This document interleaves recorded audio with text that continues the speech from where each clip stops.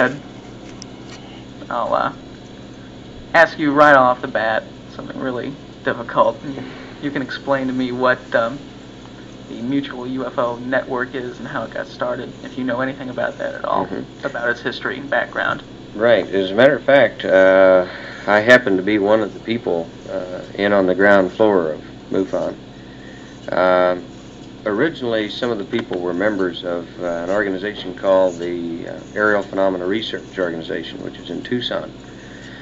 And Walt Andrus, who lived in Quincy, Illinois, and worked very closely with the St. Louis UFO group, thought that perhaps those of us in Missouri could sort of band together and sort of mold a very tight organization within APRO in order to promote the subject and to get more reports coming in. What is APRO? That's the Aerial Phenomena Research Organization, and it's headed by Jim and Coral Lorenzen, located in Tucson, Arizona, and one of the older civilian groups.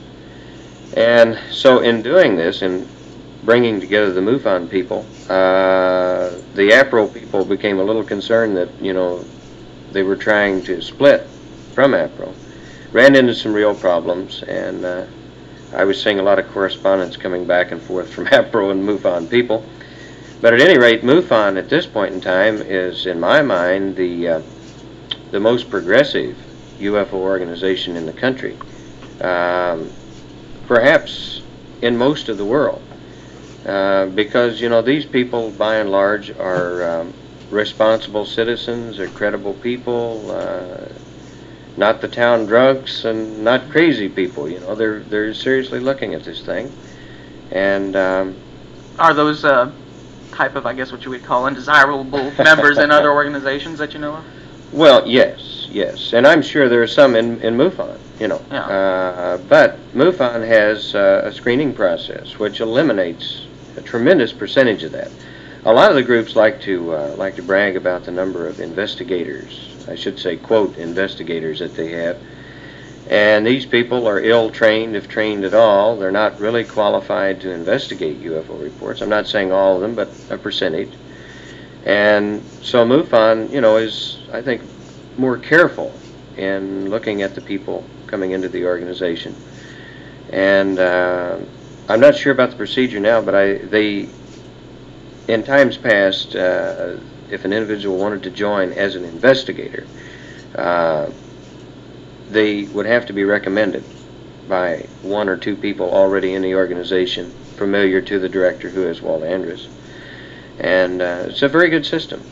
Of course, my primary affiliation is as a research associate with the Center for UFO Studies. I'm still a member of MUFON, and I suppose called a landing trace specialist or something along those lines. But with the Center for UFO Studies, which is located in Chicago, under the direction of Dr. J. Allen Hynek, who without question is the foremost authority on the planet as far as UFOs go.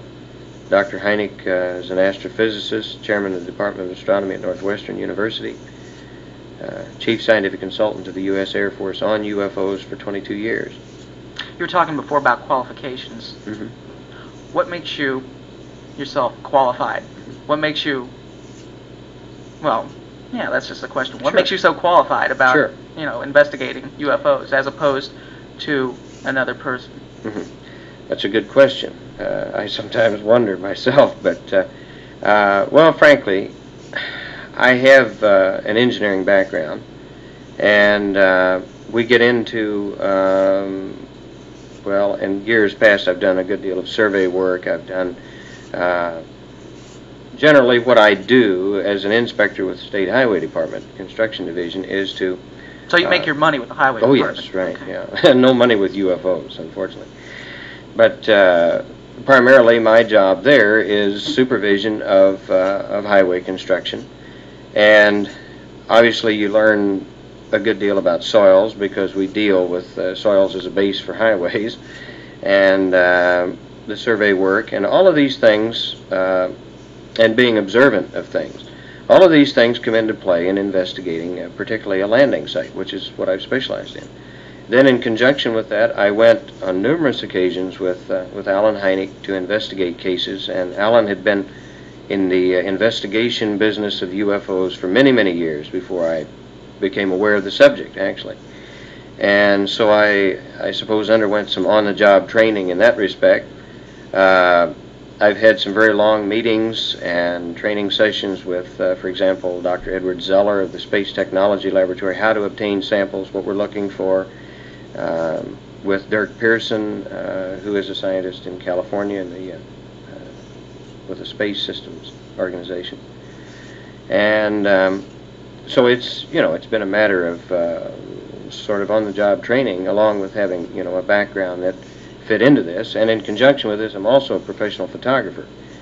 And believe you me, that comes in handy when you're trying to investigate a landing site, because obviously you need good photographic documentation. Speaking of investigations, do you personally, and people in your field, do you find yourself getting investigated quite a bit by government agencies? Well, not to my knowledge. Do you ever suspect that, though? Well, I have, yes. Mm-hmm. Yes, I think most of us have. We find, as you find so often in UFO research, strong hints, strong rumors, things that you can't quite put your fingers on. You have to be very careful not to become paranoid about the whole thing. I've tried desperately to remain totally objective in this matter, and it becomes difficult when you investigate, as I have. Well, I've investigated over 500 sightings and talked to thousands of people now who have had UFO experiences. And you reach a point, a saturation point, and you know, you think, well, this has got to be, because these people are not crackpots, drunks, crazy people. You know, they're credible individuals. You could take any 10 of these people, put them in a court of law, and they could send a guy up for murder on eyewitness testimony. But yet, let them see a UFO, and these same 10 people are no longer credible as witnesses. It's the most incredible double standard system in this country that you can imagine. What do you try to do to establish credibility with witnesses? How do you determine that? Well, without getting into Gestapo or FBI or, you know, situation, which obviously we don't have the law behind us, you know, to do. What we would like to see, and as Alan Hynek has said over and over again, we would like to see a thorough investigation of witnesses, as thorough an investigation as we have of the UFO sighting itself. Establish psychological profiles, determine their background, you know, like this. So what we have to do at this point is to establish these things as best we can. And if we get a very, very good, very high strangeness type case, then if the funding is available, if we can get, for example, Leo Sprinkle in from Wyoming, excuse me, we like to develop a psychological profile on the witnesses. And as far as credibility at this point, about all we can do is to talk to friends, neighbors, relatives, the leaders of the community. Would you ever have a chance to put anybody on, well, say, a lie detector? Oh, sure, sure. Have you ever done that before? Yes. And how's it usually proven? I mean, have some people been caught lying about that, or? To my knowledge, and of course, just in your experiences? Well, no, not in my experience, no. Yeah. As a matter of fact, they've not only passed polygraph tests, but also voice stress evaluation, and have undergone hypnotic regression, done by, you know, really professional people competent to do this and so on. And for a long, long time, for example, the abduction cases, people like Betty and Barney Hill claiming they were taken inside a UFO. Let's explain that a little bit. That's a very famous case. Oh, yes. And fortunately, I did get to meet Betty in Chicago a couple of years ago, and that's an experience in itself. She's a fine lady, very enthusiastic now about UFOs.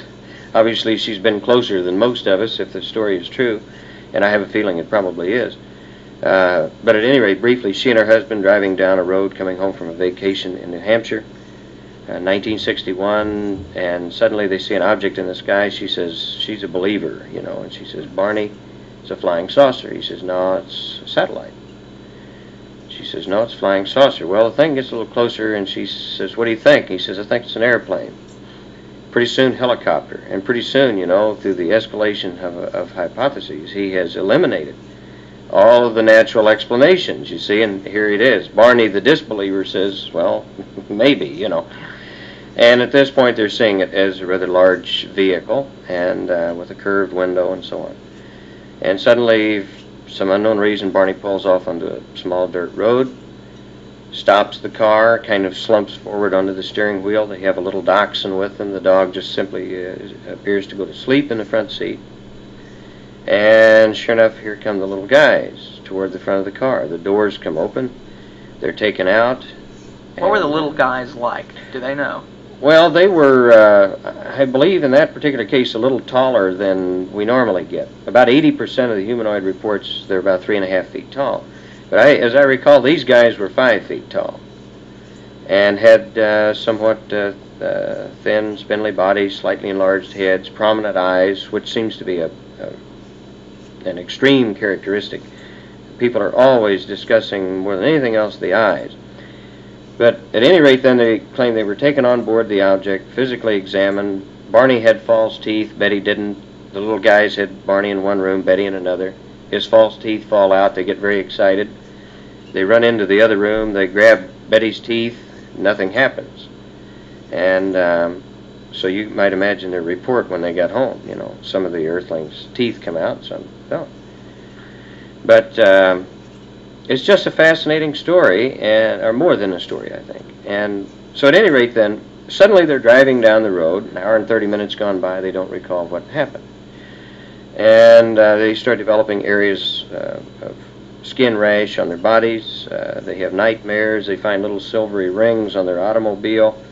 And it troubles them for 2 years. And finally, at the suggestion of a couple of engineers who go into the Hill home to investigate the case, they go to Dr. Benjamin Simon.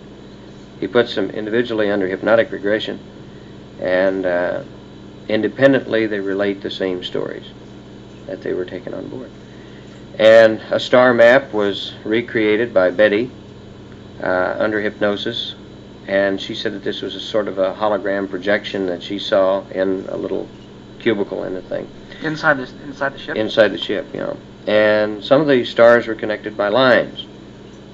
And in one area we see what appears to be a binary system, a double star system, which later turned out to be the Zeta Reticuli system. And at the time the map was drawn, astronomers went, ha, this is dumb, typical old UFO stuff, you know, because there are no star patterns like this. This is true. There were no star patterns known to man in 1963 like this. 7 years later, with new instruments, several stars were discovered, and lo and behold, the pattern was there.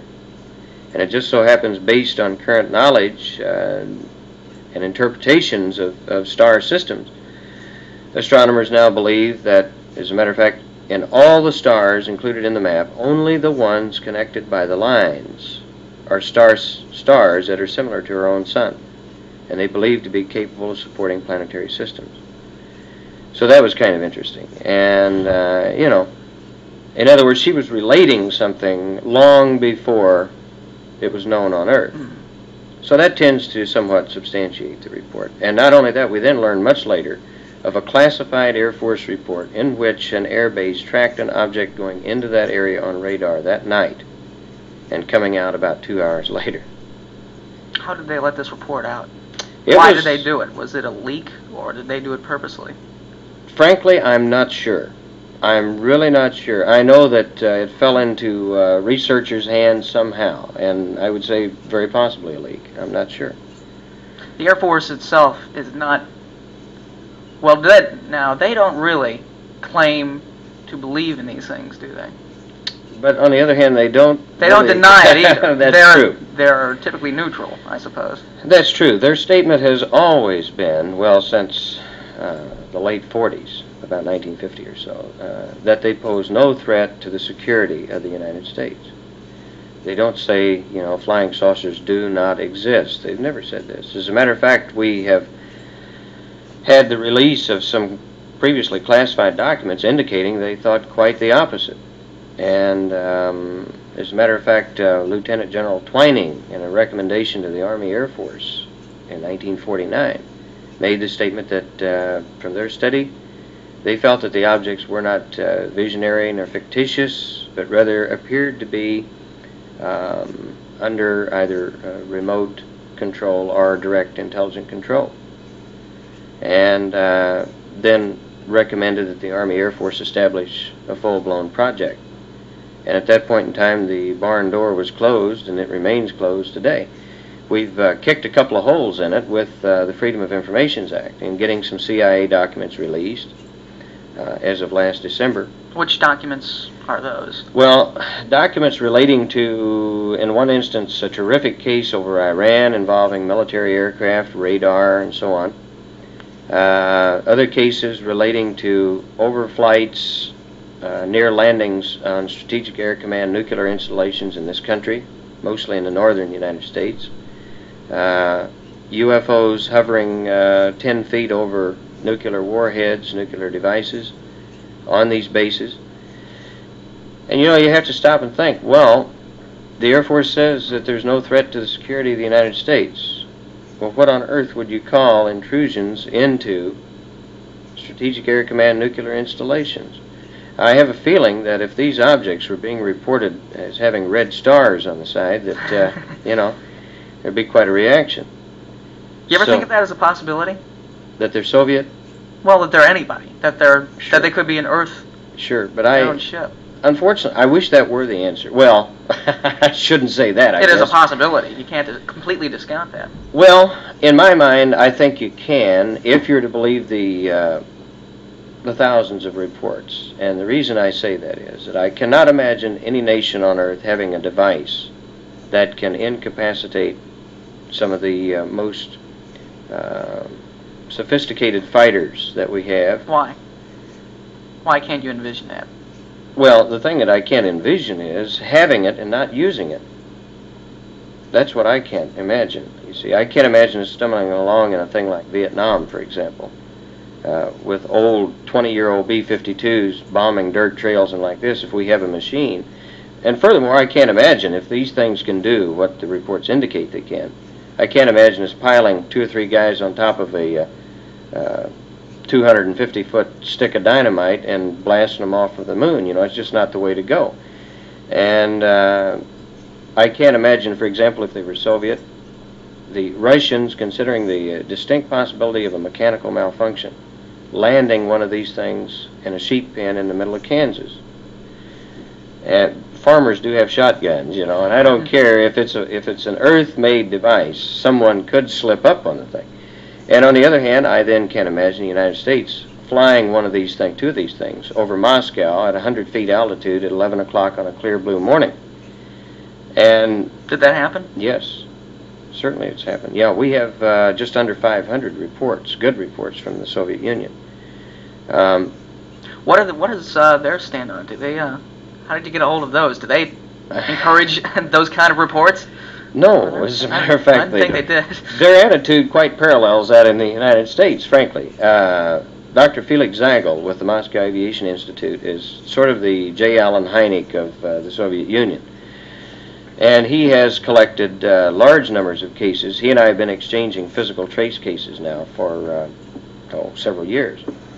And how he's getting away with sending them out of the country is beyond me. But the Soviet government has an odd stance. Well, it's quite similar to the U.S. government in that they don't deny flat out the existence, but they try to tell the general public that really we're not interested. But yet they gather reports, you see. And I feel quite sure that behind the scenes they, as in this country, have intelligence people working on the problem. And as again, now back to the possibility of a terrestrial craft, where would they get the 3.5-foot guys to fly them? See, that's one of the big hang-ups in this whole thing. And we have found physical traces of the little guys, in that we found small footprints after people described. And we're talking about cases where credible people were 15, 20 feet from these little guys in daylight, able to get a good look at them. They fully realized they were not seeing some little kid dressed up. trying to pull a hoax. So it's a mind-boggling problem, and I consider it a problem because of the intrusion into security installations in this country and around the world. I understand the Russians have had basically the same problems. One instance in a Soviet missile base, and we have a first-hand witness. Unfortunately, no documents yet to back it up. There's a possibility we may get some documents involving a MiG-21 over Cuba. We had an intelligence section that was monitoring Cuban air traffic, ground-to-air communications. And one afternoon in 1967, the Cuban air defense system picked up an unidentified coming in to violate their airspace. They dispatched to an altitude of 39,000 feet 2 MiG-21s. And the order was to bring the thing down, force it down, shoot it down, however. And in monitoring the air-to-air and air-to-ground communications, our intelligence section heard the wingman suddenly go into a wild tirade about his wing commander making a pass on the object and the plane just disintegrating in the air. Now, obviously, if we can get military documents to prove that this sort of thing did happen, and I wouldn't be surprised at all, then, you know, you're starting to build a considerable